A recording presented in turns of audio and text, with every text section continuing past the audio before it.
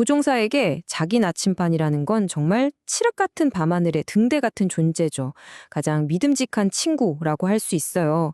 근데 그 친구가요, 가끔씩은 아주 교묘하게 거짓말을 한다는 사실 혹시 알고 계셨나요? 자, 지금부터 그 비밀 속으로 한번 들어가 보겠습니다. 바로 이 질문이 오늘 우리가 나눌 이야기의 핵심입니다. 아니, 조종 속에 있는 저 작은 기기가 도대체 어떻게, 그리고 또 왜 우리를 속일 수 있는 건지 지금부터 하나하나 파헤쳐 보죠. 오늘 우리는 나침반의 첫 번째 비밀에서 시작해서요. 항공기 자체에서 생기는 오차, 그리고 비행기가 움직일 때 생기는 실수들, 마지막으로 고독에는 또 어떤 속임수를 쓰는지까지 이 네 가지 단계를 따라서 계기들의 거짓말을 한번 추적해 보겠습니다. 자, 첫 번째 비밀입니다. 근데 놀랍게도요, 이 나침반의 첫 번째 거짓말은 나침반 자체의 결함 때문에 생기는 게 아니에요. 범인은 바로 우리가 딛고서 있는 이 지구입니다. 지구가 가진 아주 근본적인 비밀에서부터 모든 게 시작되죠. 우리가 지도 위에서 보는 모든 경도선이 만나는 지리적인 북극, 이걸 진북이라고 합니다. 그리고 나침반 바늘을 실제로 가리키는 자기적인 북극, 자북이 있죠. 근데 여기서 진짜 중요한 점은 이 둘이 같은 곳에 있지 않다는 거예요. 심지어 자북은 매년 조금씩이지만 계속 움직이고 있습니다. 바로 이 두 개의 북쪽이 다르기 때문에 편차라는 첫 번째 오차가 생깁니다. 그러니까 조종사가 지도에 나와 있는 진북을 기준으로 비행하려면 나침반이 가리키는 자북과의 이 각도 차이를 반드시 계산해서 보정해줘야만 하는 거죠. 그럼 조종사들은 이 까다로운 편차를 어떻게 관리할까요? 해답은 바로 항공 지도에 있습니다. 지도에는 이 편차값을 연결한 등 편차선이라는 게 그려져 있거든요. 특히 편차가 0이 되는 지점들을 쭉 이은 무편차선을 기준으로 삼으면 내가 지금 있는 곳의 편차를 금방 파악하고 보정할 수 있게 되는 겁니다. 정말 똑똑한 시스템이죠? 자, 지구 스케일의 문제를 해결했다고 해서 안심하긴 이릅니다. 이제 문제의 범위를 우리 발밑, 바로 이 항공기 자체로 한번 좁혀보죠. 때로는 거대한 자연의 힘이 아니라 바로 내 비행기 내부가 나침반을 교란시키는 주범이 될 수도 있거든요. 이 오차를 자차라고 부릅니다. 아까 편차가 전 지구적인 현상이었다면 이 자차는 지극히 개인적인 문제예요.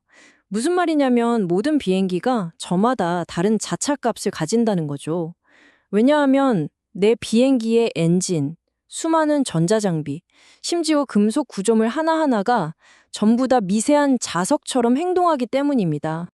자차를 일으키는 범인들은 조종석 곳곳에 숨어 있다고 볼 수 있어요. 비행기가 만들어질 때부터 생긴 영구 자석 같은 녀석도 있고요. 비행 중에 켜낸 라디오나 각종 전자장비처럼 일시적으로 자기장을 만드는 녀석들도 있죠. 이 모든 것들이 합창하듯이 나침반 바늘을 아주 미세하게 끌어당기거나 밀어내는 겁니다. 자, 이제부터 상황이 한층 더 복잡해집니다. 항공기가 가만히 있을 때와는 차원이 달라요. 비행기가 움직이기 시작하는 그 순간, 완전히 새로운 종류의 아주 동적인 오차들이 나타나기 시작하거든요.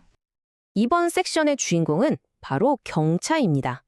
이게 뭐냐면 지구 자기장이 수평으로만 작용하는 게 아니라 극지방으로 갈수록 나침반 바늘을 땅 쪽으로 이렇게 꾹 끌어당기는 수직적인 힘이 강해진다는 거예요. 바로 이 아래로 쏠리는 힘 때문에 비행기가 기울거나 속도를 바꿀 때 나침반이 아주 이상하게 행동하게 되는 거죠. 자, 여기서 제가 퀴즈 하나 내볼게요. 여러분이 조종사라고 한번 상상해 보세요. 북쪽으로 쭉 날아가다가 왼쪽으로 비행기를 기울입니다. 그럼 나침반은 즉시 왼쪽을 가리킬까요? 정답은 놀랍게도 아니요입니다. 나침반은 즉시 왼쪽을 가리키는 게 아니라요. 처음엔 오히려 오른쪽으로 살짝 돌았다가 실제 선해보다 훨씬 늦게서야 마지못해 따라오기 시작합니다. 이걸 북선 오차라고 부르는데 바로 아까 그 경차라는 힘 때문에 나침반 카드가 균형을 잃고 뒤처지는 현상이에요. 그럼 반대로 남쪽을 향해서 선회하면 어떨까요? 이번엔 또 정반대의 거짓말을 합니다. 나침반이 너무 의욕이 넘쳐서 실제 비행기보다 더 빨리, 더 많이 돌아가는 것처럼 보여요. 뒤처지는 것도 문제지만 이렇게 앞서 나가는 것도 조종사를 충분히 혼란스럽게 만들 수 있겠죠? 선회뿐만이 아닙니다. 그냥 속도를 바꾸는 것만으로도 나침반은 거짓말을 하죠.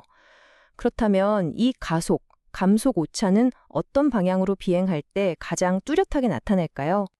정답은 바로 동쪽과 서쪽 방향입니다. 신기하게도 남북 방향으로 비행할 때는 가속을 하든 감속을 하든 나침반이 거의 반응하지 않아요. 하지만 동쪽이나 서쪽으로 날고 있을 때만큼은 아주 명확하게 거짓말을 시작합니다. 이 슬라이드의 표가 그 원리를 아주 잘 보여주는데요. 조종사들은 이걸 쉽게 외우려고 AND-S라는 약어를 사용합니다.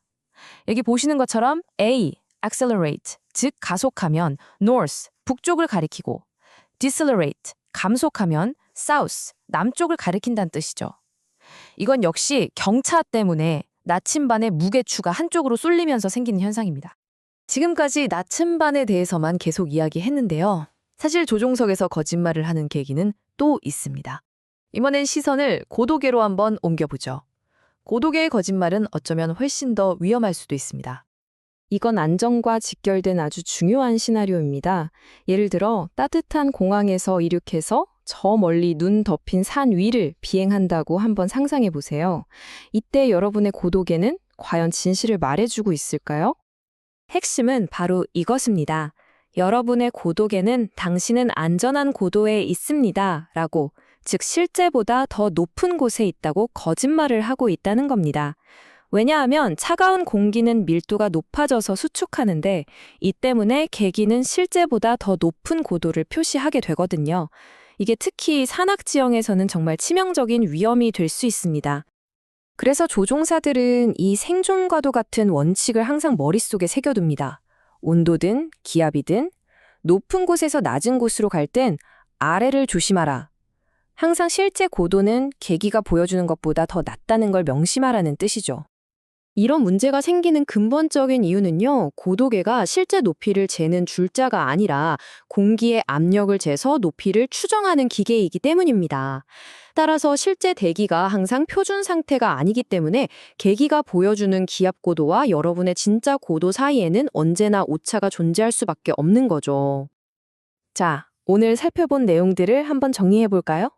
이 모든 계기들의 거짓말들은요, 사실 제멋대로 하는 변덕스러운 속임수가 아닙니다. 편차, 자차, 움직일 때의 오차, 고도 오차, 모두 다 예측 가능한 물리 현상이죠. 그러니까 훌륭한 조종사는 이 현상들을 그냥 받아들이는 게 아니라 이해하고 예측하고 또 보정할 줄 알아야 합니다. 결국 계기는 완벽한 도구가 아닐지도 모릅니다.